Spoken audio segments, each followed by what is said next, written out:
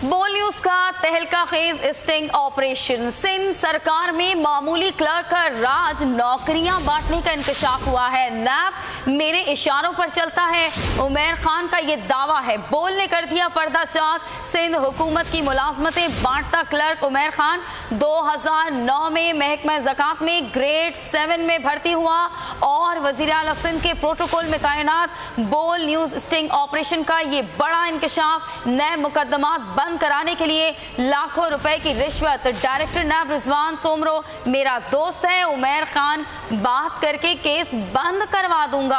उमैर खान ने यह दावा किया। स्टिंग वीडियो में रिश्वत लेता उमैर खान। बोल न्यूज पर नैब अफसरान मेरे साथ मिले हुए हैं। उमैर खान मजीद जानते हैं अपने नुमाइंदे इरशाद संजरानी से। इरशाद संजरानी, इस हवाले से अपडेट कीजिएगा। ये जो स्टिंग ऑपरेशन किया गया है बोल की जानिब से, काफी कुछ इंकशाफात किए गए हैं उमैर खान की जानिब से।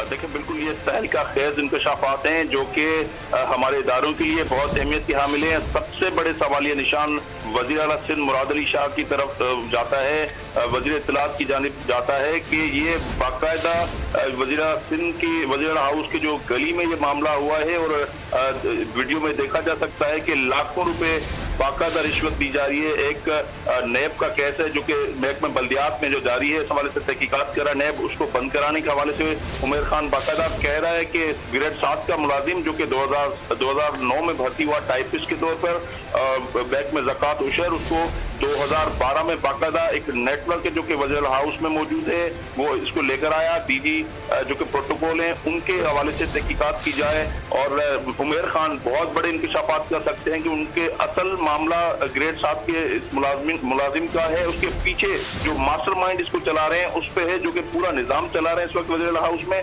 और नौकरियां बांटने का इंकशाफ करते हैं, लोगों को लूटते हैं, गरीब लोगों को। उसके बाद उनको कहते हैं कि हम आपके केसेस बंद करा देंगे, नैब हमारे इशारों पर चलता है। तो अब ठीक है इरशाद, आप हमारे साथ ही रहें। हम देखते हैं कि ये स्टिंग ऑपरेशन में जो उमैर खान है इसकी आवाज भी हम तक पहुंच सकती है। नाज़रीन को दिखाते हैं कि उमैर खान क्या कह रहा है।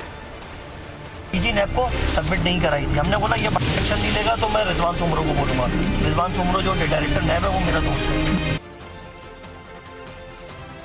डीजी नैब को सबमिट नहीं कराई थी। हमने बोला ये एक्शन नहीं लेगा तो मैं रिजवान सोमरो को बोलूंगा। रिजवान सोमरो जो डायरेक्टर नैब है वो क्लर्क, एक मामूली क्लर्क जो ये दावा करता है कि नैब अफसरान उसके साथ मिले हुए हैं। आप वाज़े तौर पर उसकी आवाज सुन सकते हैं जिसमें वो इस बात का दावा करता है कि जो नैब के आला अफसर हैं उन्होंने इसने नाम लिया है डायरेक्टर नैब रिजवान सोमरो का। वाज़े तौर पर वो नाम ले रहा है और कह रहा है कि वो इसके दोस्त हैं। एक बार फिर आपको सुनवाते हैं। मेरा दोस्त है। डीजी नैब को सबमिट नहीं कराई थी। हमने बोला ये एक्शन नहीं लेगा तो मैं रिजवान सोमरो को बोलूंगा। रिजवान सोमरो जो डायरेक्टर नैब है वो मेरा दोस्त है। डीजी नैब को सबमिट नहीं कराई थी। हमने बोला ये एक्शन नहीं लेगा तो मैं रिजवान सोमरो को बोलूंगा। रिजवान सोमरो जो डायरेक्टर नैब है वो मेरा दोस्त है। डीजी नैब को ठीक है।